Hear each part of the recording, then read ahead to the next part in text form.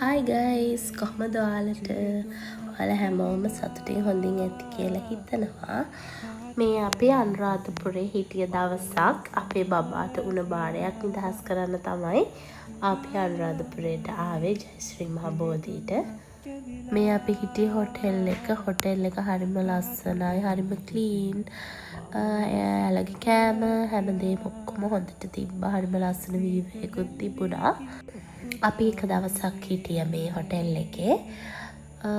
හරිම ලස්සන ප්ලේස් එකක්. කිසිද අඳුරේ හඬවන්නේ නෑ,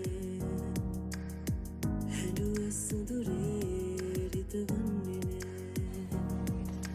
ඊට පස්සේ අපි ලන්ච් එක අරගෙන හොටෙල් එකෙන්ම ලන්ච් එක ගත්තේ. මොකද අපිට මහන්සි ගොඩක්. අපි පාන්දරින්ම තමා ආවේ.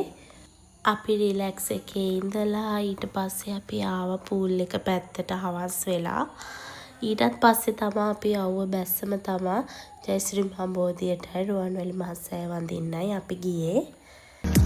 දිවියේ මතු තාත්තන්නේ නෑ, ජීවිතේ හසරෙල් ආදරේ අභිමන් හිනහෙන්නේ මේ විල් තීරේ පියන්නේ ඔබ එක්ක මේ ගංගාවේ අතයන්නේ.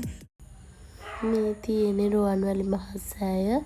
පුදුම තරම් හිත නිවෙන තැනක්. මට නම් මේ වීඩියෝ එක එඩිට් කරද්දිත් ආයෙ යන්න ආසයි. ඒ තරම් කියන්න තේරෙන්නේ. අපි ගොඩාක් රෑ වෙනකන් ඉඳලා තමයි ආවේ හොටෙල් එකට. ඊට පස්සේ ඊට පහුවෙන්ද අපි ආයෙ ගෙදර ආවා.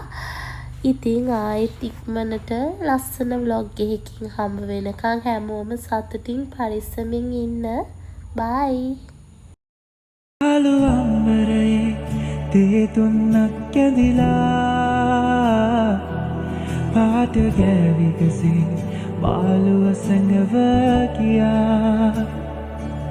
පාලුවම්බරේ තේ තුන්නක් ඇදිලා පාට ගෑවිකසේ බාලුව සැඟව කියා.